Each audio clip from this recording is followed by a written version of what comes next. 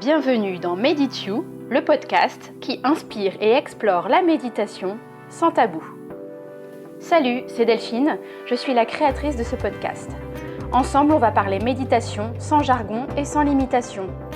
Si comme nous, tu es curieux, explorateur, que tu sois débutant ou que tu médites depuis 40 ans, tu es ici chez toi. À chaque épisode, j'interviewe des gens qui méditent comme toi et moi. Ils partagent avec nous leurs techniques, leurs astuces, leurs rituels, leurs inspirations et leurs explorations. Ça te dit ? Rejoins-nous sans tabou sur Medit You. Bonjour à tous, bienvenue dans ce nouvel épisode de Medit You qui est le 4e et le dernier de cette série de 4 dont j'ai l'honneur d'être l'interviewée.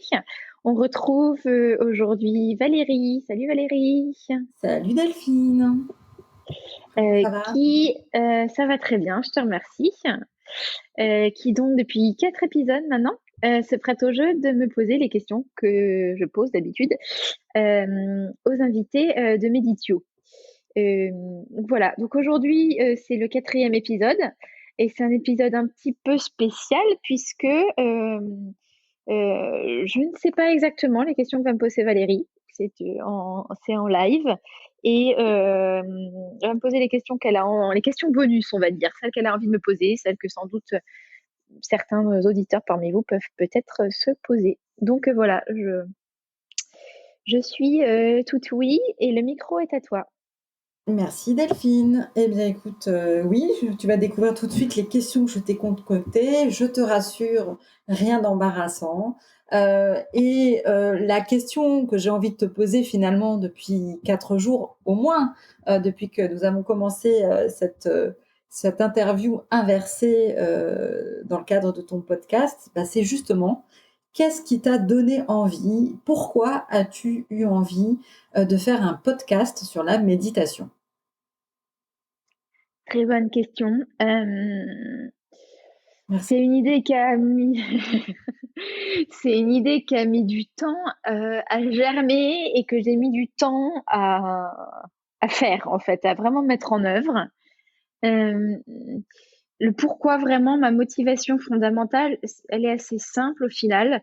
C'est comme quand vous découvrez quelque chose qui est très bon pour vous, qui vous fait beaucoup de bien et que ça prend dans votre vie une place de plus en plus importante et que ça se confirme dans la durée.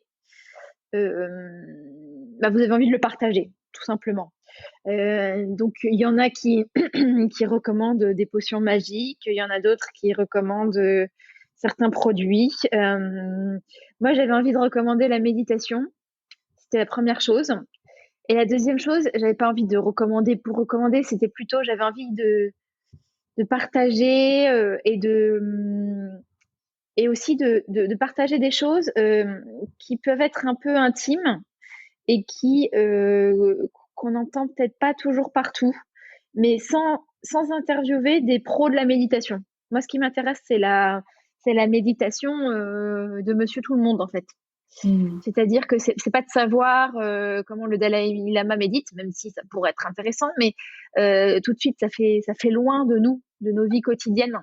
C'est vrai que moi, quand je croisais des gens, je leur demandais, mais toi, tu médites comment et concrètement? Et en fait, à chaque fois, j'ai remarqué que c'était pas toujours évident parce que les gens, c'est quand même très intime. On ne demanderait pas, par exemple, à quelqu'un comment il prie. Or, c'est quand même assez proche, par exemple. Alors qu'il y a quand même un vrai partage à avoir autour de ça qui est intéressant, enrichissant, déculpabilisant et qui permet à davantage de monde de découvrir la méditation. Alors, c'est vrai que la méditation, il y a tout le monde en parle, beaucoup de gens la font de manière diverse et variée, beaucoup de gens se sentent aussi obligés de la faire. Et du coup, je voulais un espace de parole, en fait, qui soit à la fois encourageant, mais qui soit vrai et transparent. Sans chichi. Il y a personne qui vient ici dans le podcast pour se vanter de ses exploits en méditation. On raconte aussi bien nos belles aventures que que les fois où ça n'a pas fonctionné, où ça n'a pas apporté ce qu'on pensait que ça allait apporter, nos difficultés, nos épreuves. Et c'est ça, c'est cet espace-là en fait, de confidence autour de la méditation et d'intimité que je voulais créer. Et du coup, le format du podcast, qui est un format audio, et l'audio étant quand même un format très intime, bah, je trouvais que c'était voilà, que c'était une bonne idée et qu'il en existait pas tant que ça. Et je voulais un format aussi pas trop long et qui donne des idées en fait. C'est vraiment ça. C'est pas tant léguer un savoir que donner des idées, ouvrir les perspectives, ouvrir les horizons. C'est Mmh. vraiment ça que j'ai voulu faire avec Medityou,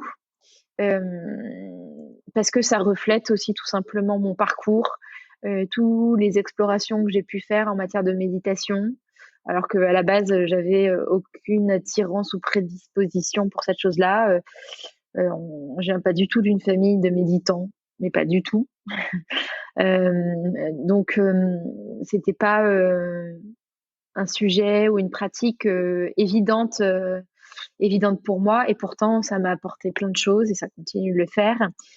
Et c'est une très belle aventure. Donc voilà, c'était vraiment ça que je voulais apporter aux gens par Medityou, et, euh, et pouvoir voilà, parler de mon parcours et puis laisser les autres parler de leur parcours et découvrir la diversité de la méditation. Il n'y a pas que la pleine conscience, hein.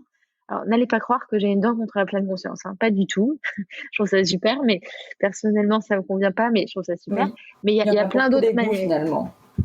Il y en a pour tous les goûts, faut tester. Et c'est vrai que moi, les différentes expériences que j'ai faites, que j'ai pu raconter au cours des jours derniers, et notamment, par exemple, avec le Theta Healing, ça a changé quand même beaucoup de choses Oui. dans ma vie. Donc, peut-être que ça peut ouvrir d'autres portes pour d'autres. Ouais. Voilà. Oui, effectivement, on va justement en parler. Donc, en tout cas, ce que je comprends pour toi, c'est qu'au travers de ce podcast, tu avais envie de démystifier la Ouais. méditation et montrer la variété des approches et des expériences pour finalement permettre à chacun d'y venir à sa manière, sans se sentir euh, mal à l'aise ou contraint Oui. d'aborder une pratique en particulier. Et Oui, à tout à fait. l'instant, et comme tu l'avais fait d'ailleurs dans un précédent épisode, tu parlais de la méditation de Theta Healing.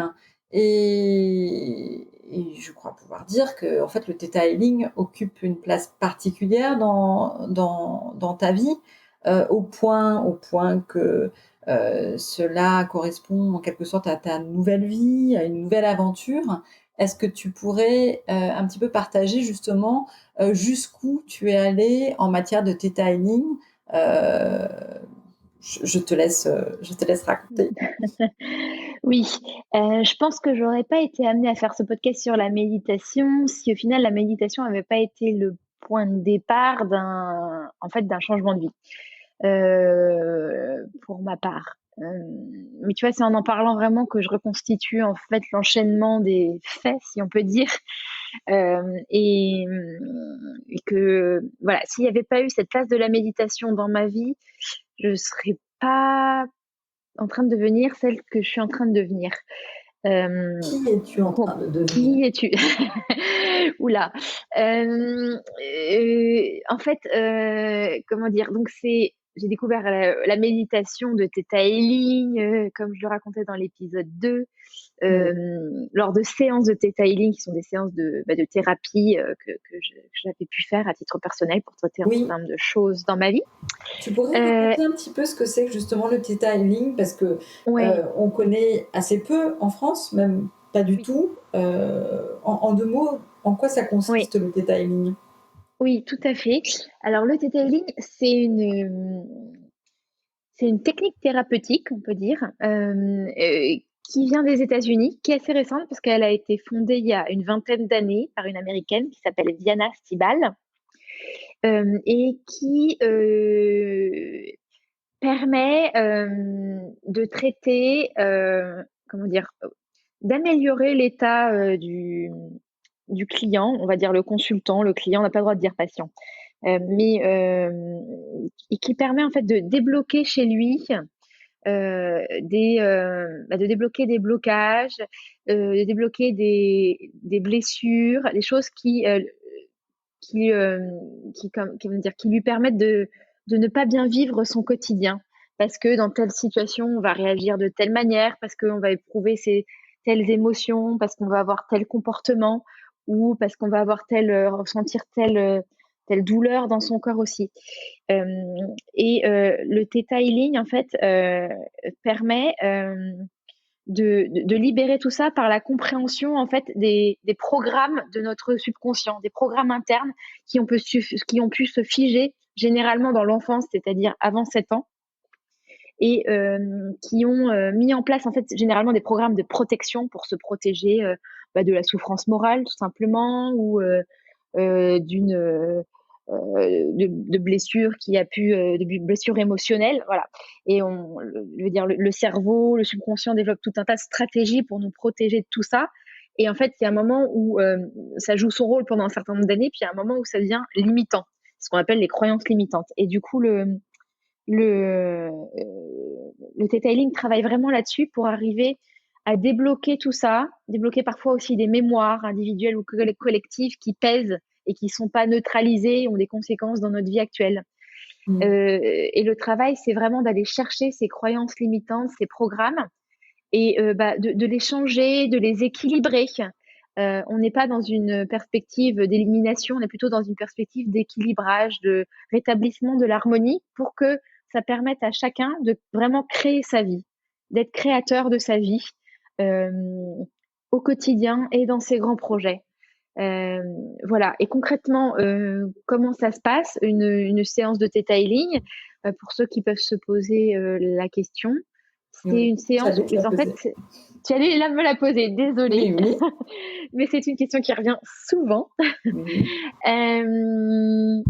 C'est une séance, en fait, où c'est le praticien qui se met en état. Donc, je vous ai déjà expliqué les différents états du cerveau. Il y a différentes ondes dans le cerveau. Et celles qui sont dans un état, on va dire, de semi-conscience ou de conscience modifiée, sont notamment les ondes Theta. Et du coup, par la petite méditation de Theta Healing, le praticien se met en état Theta, et du coup, il est à même d'effectuer des lectures intuitives sur le patient pour voir ce qui bloque, voir les schémas qui ne fonctionnent pas bien et ne permettent pas à un consultant de se sentir bien.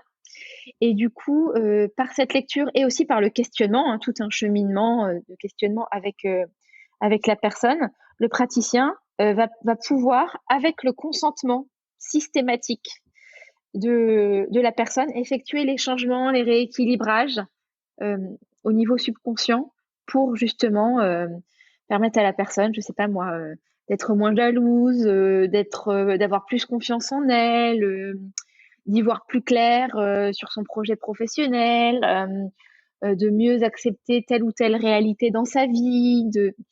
Voilà, il peut y avoir plein d'applications concrètes. Mais voilà, donc c'est vraiment une espèce de danse, la séance de Theta Healing, entre du questionnement, de la prise de conscience, des lectures intuitives, et puis des reprogrammations avec toujours la permission de la personne qui est venue consulter. Voilà dans les grandes lignes. Est-ce que ça répond à ta question?